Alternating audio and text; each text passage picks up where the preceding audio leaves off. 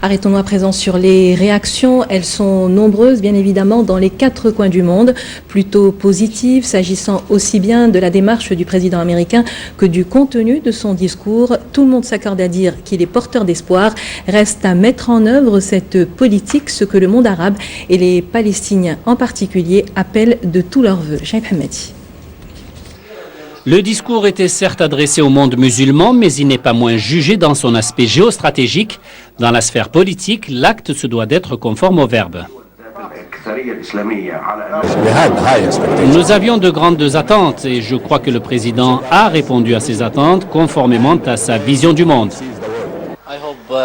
Obama peut réaliser des résultats concrets sur le terrain de la diplomatie, mais il doit faire pression sur Israël pour améliorer les conditions de négociation de paix. Pour les Palestiniens, le fond de l'intervention de Barack Obama marque un changement tangible et un pas politique novateur. Je souhaite que le discours du président Obama puisse apporter une réelle correction à la politique jusque-là suivie dans le traitement de la cause palestinienne et que cela ne reste pas comme un beau discours. En Israël, le refus de geler la colonisation en Cisjordanie irrite l'administration américaine, mais le gouvernement Netanyahou dit espérer que ce discours mène à une nouvelle réconciliation entre le monde arabe et l'État hébreu. Je ne pense pas que ce soit pour le président Obama une première étape pour une vision stratégique de repositionnement vital dans cette région. Il s'agit de mieux tirer parti de ce qu'il doit faire pour les affaires du monde. Bruxelles se dit convaincue que l'orientation politique du président démocrate va ouvrir une nouvelle page pour le règlement des conflits au Proche-Orient. Tout le monde est positivement impressionné. Je pense que le discours constructif a créé un climat politique très positif. La paix dans le monde est liée à une solution définitive au conflit israélo-palestinien. Barack Obama semble déterminé à tourner la page d'un cycle de méfiance entre l'Amérique et le monde arabo-musulman.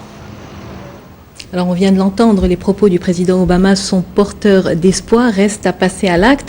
Est-ce que Obama a les moyens de sa politique aujourd'hui ?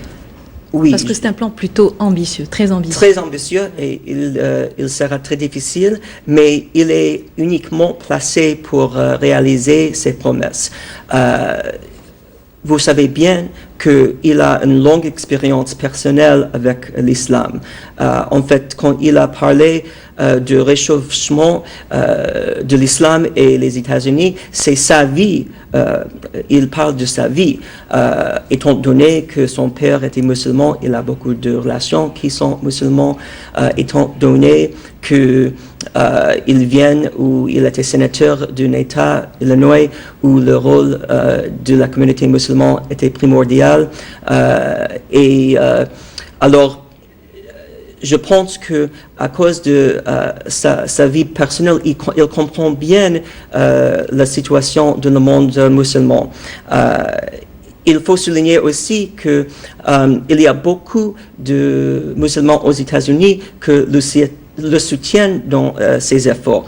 Et il a mentionné que il y a au moins ou environ 7 millions de musulmans qui jouissent un niveau d'éducation et un niveau de revenu qui est plus élevé que le moyen.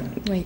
Alors, le Maroc a été cité dans le discours du président Obama en tant que premier pays à avoir reconnu les États-Unis. Quelle pourrait être la contribution justement du Royaume dans cet effort de rapprochement ? Oui, le Maroc, bien sûr, va jouer un rôle très important. Tout d'abord, son rôle traditionnel dans les négociations de la paix avec l'Israël et les Palestiniens. Ils ont des relations très bonnes avec les deux parties. Ils peuvent continuer à encourager les deux parties. Mais plus généralement, le Maroc est un modèle pour la tolérance et la coexistence dont M. Obama a parlé aujourd'hui. Et le Maroc servir comme modèle quand M. Obama a cité l'Andalousie, par exemple, et la coexistence entre les religions, ou quand il a parlé de son enfance en Indonésie et le fait que les chrétiens pouvaient pratiquer librement dans un pays musulman, il aurait pu parler du Maroc aussi. Alors pour moi, en tant qu'Américain au Maroc, ce qui est le plus important pour le Maroc est de continuer à être ce modèle pour le monde musulman. Merci, Monsieur David Rance, d'avoir répondu à nos questions. Merci beaucoup. Merci à vous. On l'a dit, Barack Obama a cité nommément le Maroc comme étant le premier pays arabo-musulman à avoir reconnu en 1778 l'indépendance des États-Unis. Cela conforte la vision du royaume, a réagi le ministre de la Communication, qui est également revenu sur le dossier du Sahara à l'issue du Conseil de gouvernement. Khalid Nasseri attire l'attention des Nations Unies sur les activités paramilitaires des séparatistes du Polisario dans la zone tampon de Tifariti. Des mesures doivent être prises pour rétablir la situation qui prévalait au début du cessez-le-feu dans les années 90, a-t-il affirmé.